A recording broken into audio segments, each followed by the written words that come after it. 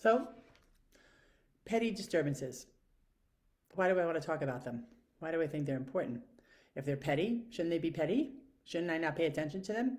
Shouldn't I not care? Okay, so here's the deal. I don't think until I was an adult that I actually noticed how many stupid little things that I got disturbed over. And then the irony of it is that I live a life where I don't go to work for a certain amount of hours. I'm not accountable to certain people at certain times, i.e., children or a husband or other forms like a boss or some kind of authority where I'm like, my time is regimented by commitments to those other things or other people. So what's interesting is that the more freedom I have, the more difficult it is, or the more I notice myself getting mildly disturbed when something isn't flowing the way I want. Because effectively, most things that I do have control over flow the way I want, because I'm only answering to myself, right? But if I think about it, and I have thought about this, it's like when I see people really freak out around, I don't know, not getting the right coffee at Starbucks or just people and the stupid stuff that people do. And like, why do people get so disturbed about like whatever, government agencies, long waits, traffic. And I know tons of people that almost get like emotionally panicked and disturbed over traffic. And so, what is that? And that's why I want to talk about petty disturbances, because I realized that if I don't know how to handle the little stuff turns into big stuff. And how I do anything is how I do everything. And so, effectively, there's a way that if I learn how to reframe a small thing, it tends to ripple and pervade larger things. And that's been my experience. So, I'll talk about the pool. So, I'm a swimmer, and I'm a decent swimmer, but I get in the pool to swim laps, like a workout. And I get in the pool with people who swim slow, do breaststroke, and stop and look around, whatever. Okay.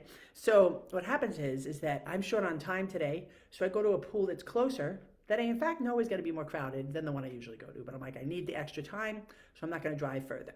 So now again, an instance of where I'm usually able to modify my life and my hours because I know not to go to this other crowded pool at 10 o'clock in the morning. But today I had to go, so I get there and it's packed, and there's like 4 people per lane, circle swimming. Anyway, here's the thing: is that my mind goes into this like, oh, I can't swim today. I can't do this. I'm gonna have to come back later. I'm gonna have to do this other thing. Why are these people over here? Then I started talking to the lifeguard, who is a beautiful young man, who starts to explain to me. I said, why do you still have this system with the lanes? I thought that was just during COVID. Oh no, we do it because of this and this. And just a pleasant, lovely young man who was willing to engage me. And that's the first step. I didn't go to him to complain. I went to him to ask. And then because he was good at his job, he engaged me and occupied my time and just made fun conversation. And then I stood there and I was like, what are my options? Okay, so first thing, I got out of myself and this idea that I wanted to complain. I went and engaged with somebody else in a way to like pass time or think about it or ask questions to think about what my options were and become clear about what I was looking around waiting time. And then I stood there for a while and I just kind of watched the pool. And I thought, well, what are my options? Get in this lane, that lane. If I wait for this, here's my timing. And it's like clock pool. And then I bit the bullet, and I got in the pool. And lo and behold, despite the fact that I was circle swimming with 4 people, which usually slows me down, I swam perfectly for half an hour. Boom, boom, boom, boom, boom. And I got out, or even before I even got out, probably about 15 minutes into it, I'm like, this is always how it is. It's like I, in my brain, would like to sit and make it like a war out of something, or a big fat complaint, or just talk about how things never go my way, or how stupid this system is, or how stupid all these people are, or how inept all this like dysfunction and blah, blah, blah. And instead, I'm like, reframe, like turn it, and it's not even conscious anymore. It's just something I do.